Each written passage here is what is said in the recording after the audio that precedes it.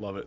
Oh, Anyway, let's move on to our next review. It's going to be of The Grey Man, which is a 2022 American action thriller film directed by Anthony and Joe Russo, pardon me, from a screenplay by the latter co-wrote with Christopher Marcus and Stephen McFeely, based on the 2009 novel of the same name by Mark Greaney. The film stars Ryan Gosling, Chris Evans, Anna de Armas, Jessica Henwick, Raj Jean Page, Wagner Moura, Julia Butters, Danush, Alfred Woodard, and Billy Bob Thornton. Produced by the Russo brothers company, AGBO, it is the first film in a franchise based upon Greeny's Grey Man novels. The film focuses on the CIA agent Sierra Six, who is on the run from sociopathic ex-CIA agent and mercenary Lloyd Hansen upon discovering corrupt secrets about his superior. An adaptation of Greeny's novel was originally announced in 2011, with James Gray set to direct Brad Pitt, and later Charlize Theron in a gender-swapped role, though neither version ever came to fruition. The property lingered in development hell until July 2020, when it was announced the Russo brothers would direct, with both Gosling and Evans attached to star.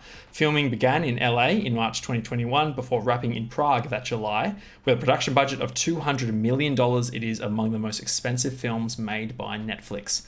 The Grey Man began a limited theatrical release on July 15 this year, followed by its digital release on Netflix a week later. It received mixed reviews from critics, with praise for the ensemble cast, but criticism towards the, quote, cliched script and breakneck pacing, end quote. The film will be followed by a sequel, with Gosling reprising his role, as well as a spin-off. Audiences are middling on this one, 6.5 from 156,000 users on IMDb, and the Metascore, just like Bullet Train, sits at 49. Gentlemen, Rotten Tomatoes, take a guess. 56. No. Seriously? That's literally what I was about to say.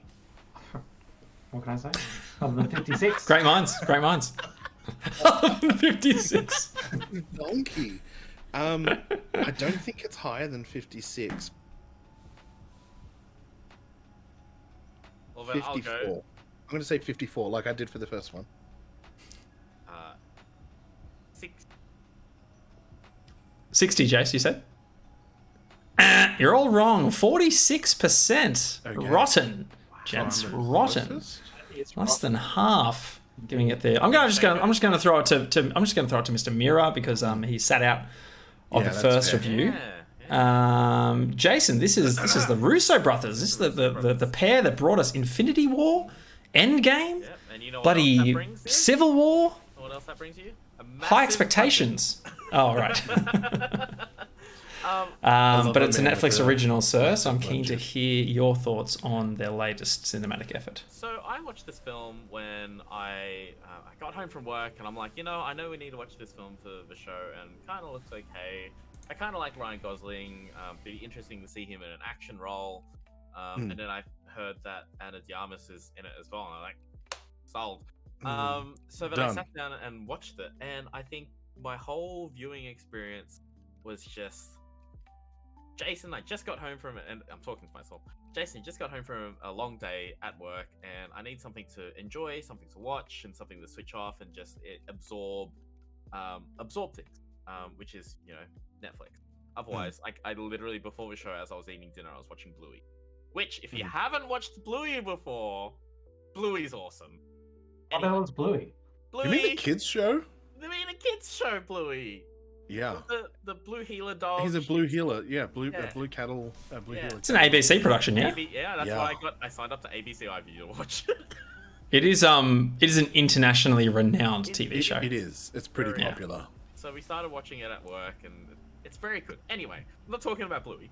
The Grey Man was a film that I watched to just enjoy on a night after work, and it fulfilled the task, because watching the film, like the setup was a bit like, oh, we're here already. I didn't really get what's going on. As they kind of went from like a James Bond thing, then they went to like a Jason Bourne thing, then it just went like balls to wall action, like a Call of Duty mission, and then like an action sequence towards the end, which I could have written a little bit better, and like a boss fight, and like it's like in Uncharted 4 or Uncharted 4. The boss fight was just like I think it was Uncharted 4. The boss fight was in a pirate ship, and it was after like a massive campaign where they're all like shooting and explosions and stuff, it's just like a fist fight, and you got to learn like kind of use the melee mechanics of it, and that was kind of the end boss fight here. But ultimately, like it was true to the name of the action film, and things kind of just kept happening and jumping around. So yeah, I agree with the breakneck speed. I don't know if Billy Bob Thornton was the right person for the role. He was a bit like I liked him. I know what you mean. Yeah, I know what you mean, but But, yeah. like, Do you with think he everyone was else- boring? Yeah, with everyone else that was there, it kind of was just like pick the odd one out. You know, you've got Ryan Gosling, and then you've got Chris Evans, you got Ana de Armas, Yeah. Billy Bob Bob. Thornton. I would feel the same way if they did Nick Cage. Like I think Billy Bob Thornton's a better choice than Nick Cage. I'm not saying that For you're me, saying yeah. that Nick Cage would have been, but you probably Yeah. would. Nick Cage would not have been the right person for the role. But anyway, I think I hear you, Jace. For me, like for the role he was playing, he's not the lovable father figure. Yeah. You know what I mean? Like he's father figure to Sierra 6, and obviously he's got the niece, right? Yeah. Yeah, I don't know. I'm trying to think of an actor that might have fit that role better. I don't Yeah, really- like an Ian McShane or someone like that, maybe. even like Bryan Cranston would have been like a believable. Yeah, enough to, yeah. You know. I don't know if he's supposed to be a likable father figure. He's definitely meant to be a father figure, Yeah. but I don't think that he's meant to be a likable father figure. I don't think He he's has meant to done some be questionable stuff in his that. career. Yeah, and like he what's the word? He's very forthright. That opening scene between him and Ryan Gosling, he's like, you're in a shitty situation and you're smart. Like I can use your skill set to do horrible things that need to be done. And I'm like, that's not a likable, heartwarming kind of like slap you on the back, you know, good job, son, character. And so I think the buy-in that they want from us, from an audience member perspective, is through that paternal care that he shows for Sierra 6. Like I think that's how they want us to care, or the reason they give for us to care for him. Kind of like a drill sergeant that yells at you at boot camp, but then that by the end of it you have respect for. It's like a mutual respect. Yeah. Sort of, This touches on one of the notes that I made, which is that the movie tries to be heartfelt at times, but it doesn't really. I don't think that it earned it. The movie isn't set up in a manner. The establishing, 20 minutes or so, doesn't have any sentimentality built in. There's no. You don't have like a backlog of missions that this Sierra 6 has done in order to feel like it's done. Look, contrast this to like Man on Fire, with Denzel. He's a special services kind of, a special forces kind of guy, but he's got a drinking problem. So he's a bodyguard who's affordable because he's got a drinking problem. The movie does a really great job of establishing this relationship that he develops with this young woman who he's looking after, and then he goes nuts when she's kidnapped.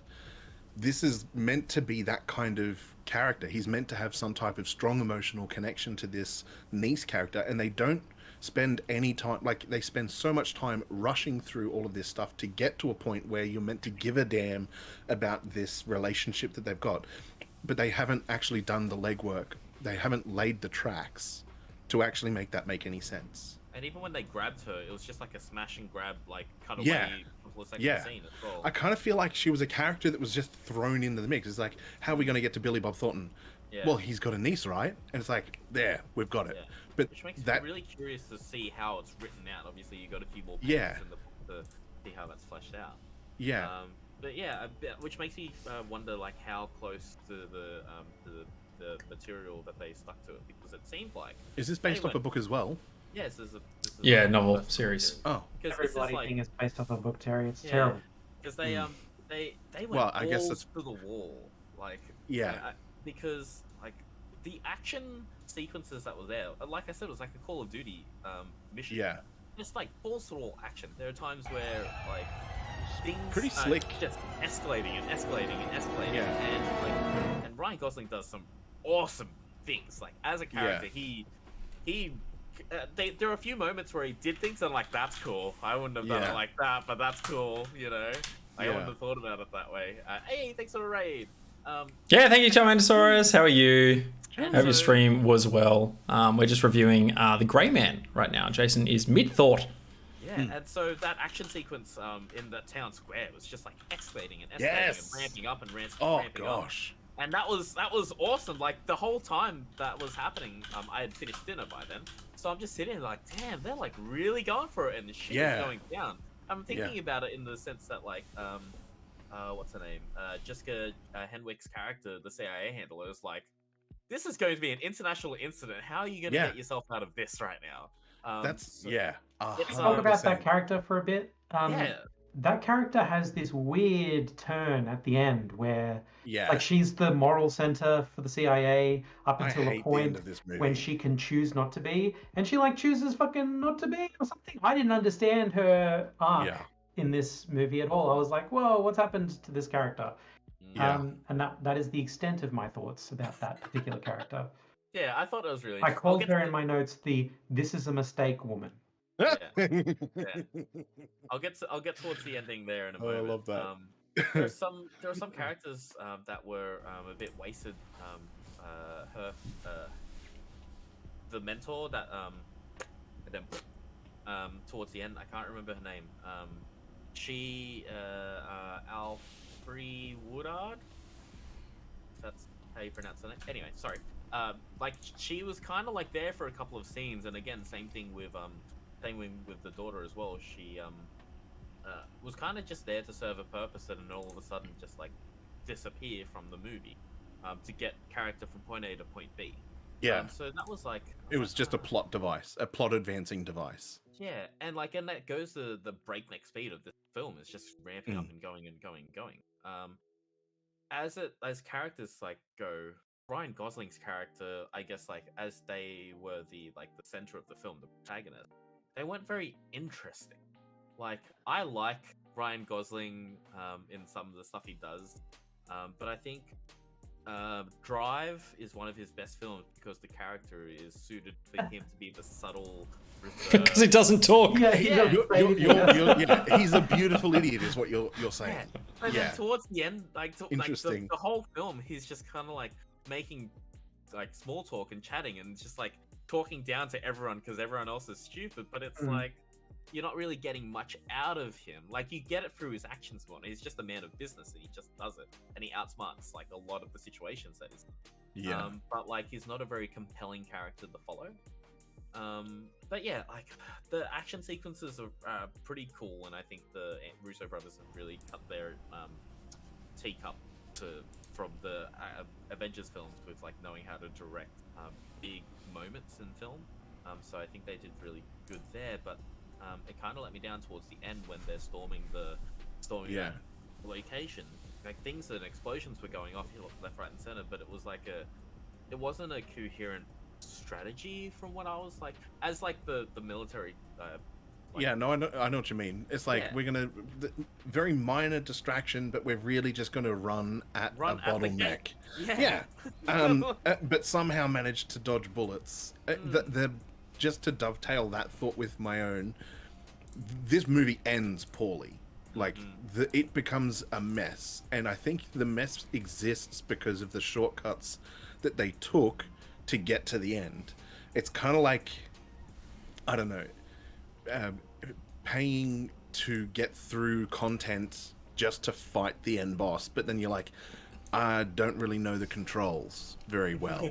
It's like you've But that's what I speed mean run, with the you've speed boss run, fight. and you're missing some key mechanic because you skipped it, 4 missions ago, and you don't have the required equipment or something. And I think that's showcased in particular with the character that Ben mentions, who seems to have some type of moral fiber, but really doesn't, and just is just as evil as the person who's been pulling the strings to make this stuff happen, to cover up or sweep under the rug the wrongdoings that they had done. And I like that might be a deliberate choice to say that even the ones that appear to be doing good aren't good, are just as corrupt because now they want power, they're all ambitious. Like I don't get the point of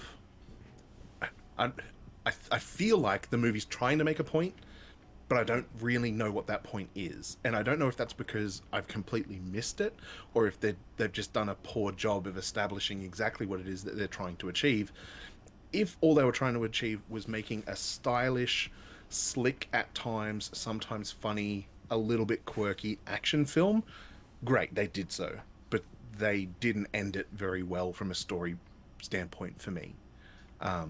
I just felt like they rushed so much, and then they had to tie a ribbon around the end of it, and like, I suppose you Yeah, it kind of rushed towards yeah, the end, and left that's what I was breathless, saying. but not because of it being good or anything like that. I'm just kind of like, Just exhausted by huh? the end. Yeah, it's like, huh? And like a cool little, yeah. like cool standoff between Chris Evans and Ryan Gosling. Like, could have Yeah. been cooler, but then they just kind of went, okay, well let's just Yeah. fight. Okay, all right. Well, let's put down these like epic weapons that we've got to just like Yeah, fisticuff. and then knife. Yeah, fisticuffs and Yeah. knives, and I mean, it's like the end of Metal mano Gear y mano. Yeah, the end of Metal Gear Solid 4 turned out to be just a generic button masher fisticuff thing, but it went through. They did it in such a way it was like an emotional. Like they did it with the music and the way the UI looked, and the it kind of Yeah, took you that- through the. it's a thematically appropriate. Yeah, and so fight, here yeah. kind of just like they just I don't know, running out of budget. Let's just have them fight in a dark, poorly lit area, and eventually the bad guy's gonna pull out a knife and make the fight unfair anymore. You know, I think there could have been a smarter way of doing it because they've established him being the person he is, Ryan Gosling's character, Six. So yeah, For me, that final scene, yeah, it needed to be fair because it needs to answer the ultimate question, like who's better. You know, that's a sort of thing that's proposed in the minds of the audience. Just like, okay, here's this guy, this old school mercenary who doesn't play by the rules, but here's Sierra Six who's just like pure skill. Yeah. What's going to win out at the end of the day? And it's funny that I feel like there's a good example of a different Chris Evans fight from Winter Soldier on the ship. On the whatever that was, on the container ship, cargo ship, where old mate French mate's just like, the French dude's just like, you're just a shield, and then Cap throws away the shield and goes toe to toe, fair fight, and wins. He's like, so it's like, anyway. oh, what a movie! Maybe What's- we should watch that again. Winter Soldier again. one of the best. I think it's Yeah.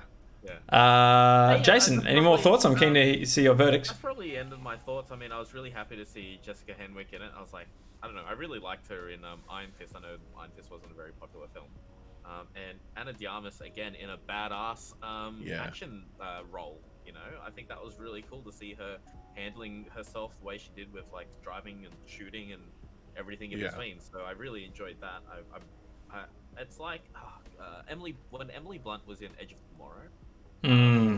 I saw Ben just like look up, but just seeing her just like toned and like being a total badass, I was like, this is awesome. I love it when actors like break that archetype that they usually cast it in and just like engage in awesome different roles like this. So I'm keen to see follow your career with much interest. Speaking of toned, mate, Gosling was pretty ripped. Yeah. For his role, I tell you what. Yeah, he beefed up. Jason, can you get your verdict though, just before we move on? What are Don't bother, don't rush, don't miss. I mean, don't rush. Like, go get around to watching it eventually because I do recommend it. If it was a 5-point scale, I'd give it a 3. Maybe probably somewhere between 3 and 4. But 6.5. I walked away really enjoying the film. It wasn't the best, and like I said at the start, like this was just a film. At the end of the day, after a long day at work, I was just happy to just sit down and mindlessly watch and enjoy. And I enjoyed it, so it served the purpose. And then, Nice. I'm going to throw it to Mr. Movies, Ben. Look, I had nothing to think about this movie from. I mean, it's already been mentioned. Like, what's the lesson? What's the moral? What's the thing that we're supposed to take home with us and cherish forever when we think about this movie? And apart from, don't treat prisoners like they're trash because they're people too. Might be the Yeah. kind of theme that we're talking about here. Other than that, I mean, there wasn't. This was just a sit down and forget about your life for the next 2 hours because Yeah. you can watch this guy live his life and deal with the trials and tribulations that he has to deal with. Kind of a film, and it was fine for being like that. If a movie says this is what I'm going to be, I'm just going to be an action adventure or just an action movie forever, that's fine, but it needs to look good, and this movie did not look good. In my opinion, all my notes are technical notes. I'd like to mention how much they loved their drone shots in this movie. Oh, I forgot to mention that as well. Like, oh, sorry, go on. Yep, It's- yep. Mhm. It was Yeah, but- fine in the establishing shots for a scene, like you're in Amsterdam, and it's like going under a bridge and going up and see the city. I'm like, that's cool. That was like all in camera. It was like a drone with somehow a super high resolution cinema camera on it. That was cool. And then they did it in action scenes, and they did it digitally, like flying the camera around the plane that's blowing up and all that kind of stuff.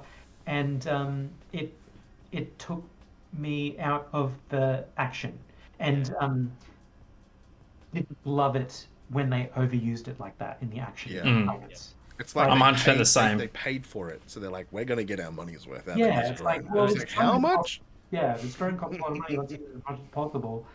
I want to see how much we can use the drone. Just go for it. Yeah. To that end, I'm shocked to hear what the budget of this movie is, having seen the CG. Yeah. And like, there was this moment where I mentioned the plane. There's a plane and it's blowing up in mid-flight, and Oh yeah. there's biffo going on and all that kind of stuff. There's fake smoke from a smoke grenade or some sort of red phosphorus grenade or something that's going off inside the cabin before the plane blows half up. And I'm like, that looks awful. Like, it's clearly not there when they filmed this. The smoke out of the smoke canister or whatever it was that he's using to obscure his enemy's vision, and somehow he's fine. But that doesn't matter. It looked terrible. And then what looked even worse was this entire, like, 100% CG pieced together shot where he's falling through the air and he has to go and catch up to a dude who has a parachute and he doesn't have one. And there's like a 10 seconds where there's nothing that was filmed of him landing on top of a parachute and ripping the guy, beating him up, and pulls the secondary chute or something like that. And everything is completely fake. It looked dog shit. I immediately, that was my first note when I was just watching this. I was just watching, and then that happened, and I was like, oh, that's going in the list. It looked goddamn awful. And the first few fights, it didn't do this for the rest of the movie, but the first couple of action sequences, it looked like I was being, the action was being obfuscated. Like, everything was being purposefully hard to see. And it was a combination of shaky cam, it's too dark, it's smoky, you're not supposed to be able to see because he can't see kind of stuff. And it all has its place in action. But all of it together, I didn't love it. There was okay, so you guys know already that when I watch movies and when I'm watching a movie, I like to pinpoint the worst line of dialogue. And this one got it out of the way early. There's this line of dialogue with the niece referring to her uncle. She's talking about her uncle Donald, and she says, Donald says, this is the best medicine. Ice cream, ice cream. And then he says, he's a wise man. And then she says, only family I got. And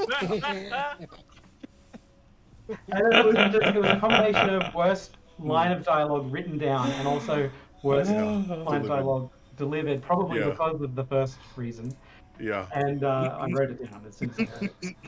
Like, people don't talk like this. Children do not talk like this. This person clearly has never said anything like this in her life because she's terrible at talking like that. It just didn't fit at all. It was a complete catastrophe as soon as it came out of her mouth. That was probably the 16th go of it, and that was the best one they had. I always think about Mr. Burns making his. That's what he takes, and that was the best one. Yeah. Oh man. That's what I think about when I see something shit in a movie. Yeah. Like, that was it wasn't just like a tiny mistake like the stormtrooper hitting his head. That could have just been like, oh, we didn't notice it. But Yeah. it's like that was just a poorly delivered line in a badly written scene. It's like surely you must have tried, and that was your best go. Yeah. It's like, how did that scene not end up on the cutting room floor? The only other points I've got about it, like I say again, like I wasn't critiquing this like a film is supposed to bring me to joy and empathize with the main characters and all that. I really just had my brain off watching this. But nitpick was this guy has to write down a 6-digit code on his hand. Yeah. Later, and then he's like Yep. one at a time entering it in. Like he's supposed to be a pretty switched on guy, you know. Yeah. And this is like the most important thing in his whole life right now, this tracking number. And it's like, I would have expected him to John Wick that shit. Just look at it and remember it forever. Like, Yeah. look at it and now Like I'll Jack go back Reacher and- is like the serial number. Yeah. Yeah. Date on the coin. Like, he even compares himself to 007. I'm sure that 007 would have just read a dossier and memorized it. Read Yeah. mission brief, memorized it, that kind of thing. He's, you know, a 6 and then an H. Okay, I'll remember that. 6H. Well, now I'll remember it because I've written it on my hand. And then there's a 7 and an I. And, you know, I'm like, you know, give me 5 seconds. I could probably remember that code if it was shown on screen for long enough. I probably could have gotten it down. Yeah. But it's there as a, you know, a help to the audience, I guess. So that when he looks at his hand, it's like, oh, I remember when he wrote that because I'm a smart audience member and I'm following. I don't know. I thought it was maybe to like maybe build in some type of limitation to the character or make some type of like make him believable in some way, shape, or form. It's like he's great, but he's got terrible short-term memory when it comes to numbers. So it's like, do you know what I mean? Like everybody's got something that they're He's just a brilliant agent. don't He always gets the job done, but don't give him a number to remember, like a phone number. He's gone. Well, but maybe it's the sort of thing. It's like, okay, remember this 6-digit number. Okay, now go fight a private military corporation on your own, and you're going to need to remember. Need to remember that number, 20 minutes later after you're done, dodging death. Yeah. Yeah. See if your brain can hold on to that information. Yeah. I suppose. So anyway, that was just a nitpick. I mean, I didn't have to fixate on that, but I did. Yeah. There's other We things love you like for it, that. man. We But love you for it. I didn't write it down, but I too thought about the whole like Anadamas like running head on to. It does not towards make gunfire. any tactical or strategic sense And whatsoever. this movie, by the way, to come full circle, this was the one I was referring to before when they did that trope where he's like, "Hey guys, looking for me," and they're like, "It's the bad guy," and they point, "Get your hands up," and he's like, "All right, you got me, well done, guys," and then she comes along and takes him out or whatever. It's like, I'd like to think I'd be the best. Best henchman. Hey, Greg! Were we supposed to take him alive? these guys are exactly the best worst henchman. Yeah. like my thought process was like these guys weren't exactly paying attention to begin with because he's appeared 10 meters away from them and then has to call out to them to get their attention. So like he could have just taken 2 more steps and headshotted both of them. They didn't need to do that funny moment where there's that line that he said earlier, "Are you a size 22 long," or whatever it was, and then Anadamas comes about now that they're in range of her. Like she was right there anyway. They didn't move. She could have just killed them. Yeah. None of that I enjoyed because that kind of shit annoys me for no reason. So here it did. Where's your verdict land, Ben? Very valid. reason. Don't bother. I mean, it has its place. It's definitely one of the best Netflix movies I've seen. Yeah. Yeah. Although all I said about it was bad things. Yeah. It still Solid has- 6 out of 10, just blows all the others out of the water. I'm going to tell my dad to watch it. Is there an option to pick that? Would pass the Recommend Steve to test. Steve. It's like Recommend to the type of people. It's the type of like my parents as well would be the type that would just be like sitting at home, just watching whatever. I was at my parents' house this weekend, and Mum was watching this old Jason Statham action film with Transporter? Jet Li in it. It was called War, and I was like, yeah, sounds about right. sounds about right. Yeah. Dulcet tones, Terry Mine's Fear. a don't rush either. I would say this is definitely the best Netflix original that is like action oriented. Yeah. Nice. Alright. To dive into my thoughts, Yeah, like it was fine. You know, this one reminded me of Without Remorse. Remember the Tom Clancy Amazon original with Oh Michael B. Jordan? yeah. Similar thing, you know, highly skilled combatant up against, you know, didn't increasingly watch it. impossible odds, blah blah blah blah blah, espionage, violence, all that jazz. Yeah. Yeah, it felt like, I've written here some notes. It felt like a mishmash of the latest and greatest action franchises: Bourne, Bond, MI, John Wick. But doesn't do anything nearly as well as those films. Yeah. You got a bit of the gun carno with the John Wick because it's on trend. You got his you know, great skill in I suppose survival, you know, against the odds, using resources like right in front of him in the moment, just like Jason Bourne. There are the bombastic action films that would open or close a James Bond film. There's the espionage play with MI, and also just like for me, like MI Fallout was playing in my mind during that whole parachute scene, like out of the plane as well. Yeah. But it doesn't even approach what those other films are doing. And for a $200 million budget, I would expect it to as well, particularly from Anthony and Joe Russo. For me, yeah, like the mediocre CGI stuck out to me just like how is this even acceptable for work from them and for this budget as well? Yeah. And to your point, Ben, as well, I thought the action was way over edited. What did stick out to me as a positive though was the pacing. I thought this film was paced particularly well. I feel like it just seemed to flow, and I think the score really helped that. It never really got bogged down. They don't spend too much time in the quieter moments, you know, when you're getting the backstory with the niece and whatnot. So I think it did well there. Look, I think there's room for improvement. But for me, it just like, this goes back to, and probably why I'm going to give it a don't bother, is just the fact that is this really what we want to accept as, you know, action films in 2022? Do you know what I mean? It goes back to that, just that it really agitates me that this is what we're seeing from Hollywood right now. And if, like, I'd be keen to know the source material. Like, is it good? Is this like a beloved action novel series that was worth adapting, or could this have just been like, could you create a better version of this film if it were not to be adapted, if it were a completely new IP, you know, where you don't have any creative constraints? Yeah, so I'm just keen to know that, because if this is the best that we're getting out of Hollywood, then honestly, it's just like, man, just let Dan Trachtenberg direct everything, please. To tease my next review. According to Goodreads, it's got a 4.13 out of 5. The first book. It's not bad. And it's quite similar the whole way through for the rest of the books of the series. How many books in the series? 12. Oh, Wow. no. Sorry. 11 and 12 has been announced but not public. So, Yeah, I don't know. It just feels like, was yeah. published this year. And 4.5. 4.59 out of.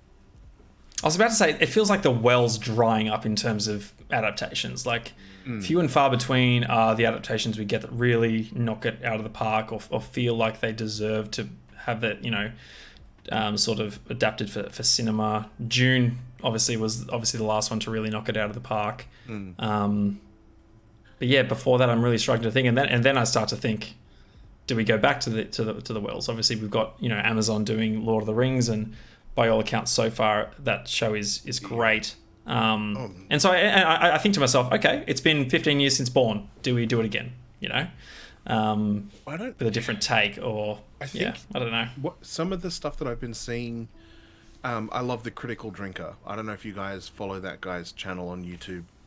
He's I'm pretty sure he's Irish. He might be Scottish. Really thoughtful reviews. For the most part, also quite entertaining.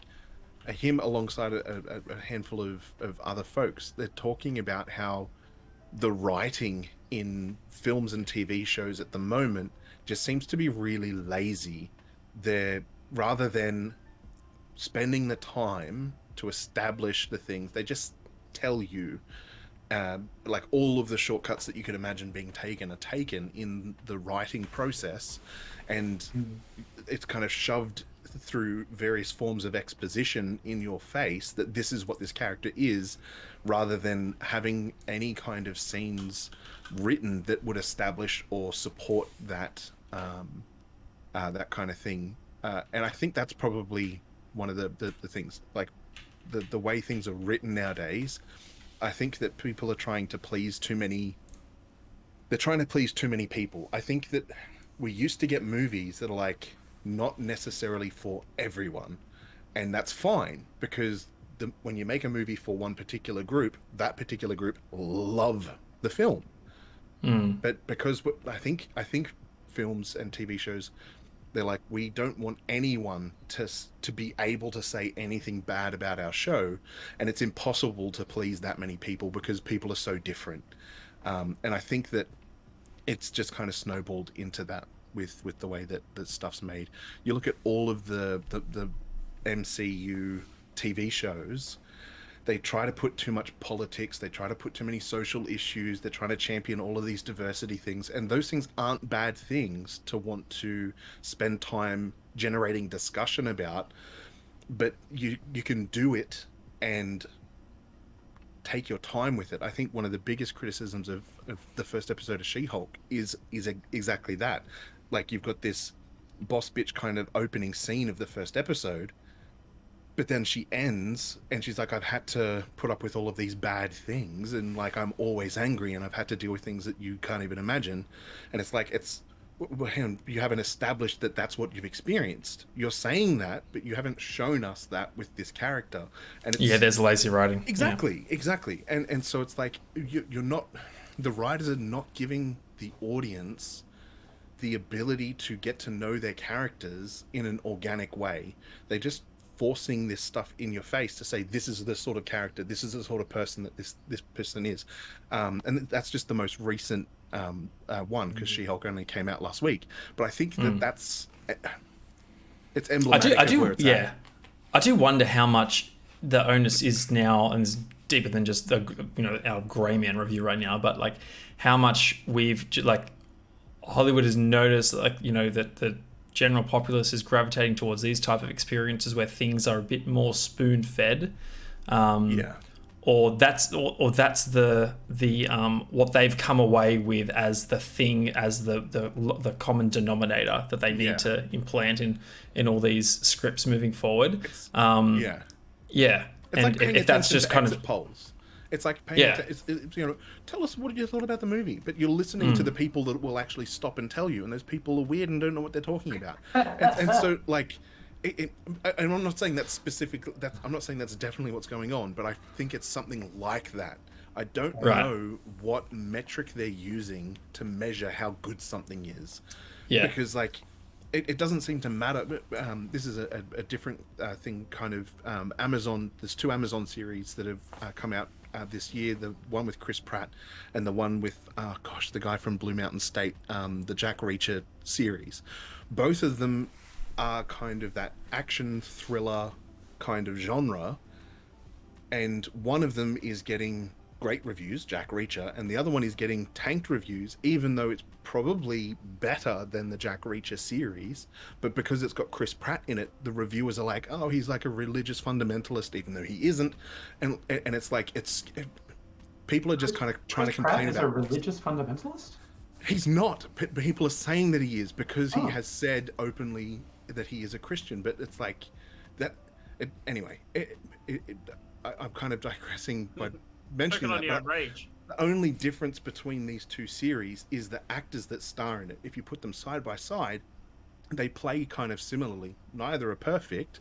And I loved the Jack Reacher series. I'm not trying to shit on it, but it's like the critics are like trying to play favorites. As soon as there's something in something that they disagree with, like an actor, or it doesn't have like the diversity quota that they're after, they shit all over it. And it's like, you've got this broadening gap between what critics are saying and what audience are saying, and you see it pretty regularly with the Rotten Tomatoes scores for films that come out, and it's like, and you look at how poorly these things do in the box office, like the ones that are still being released in the cinema.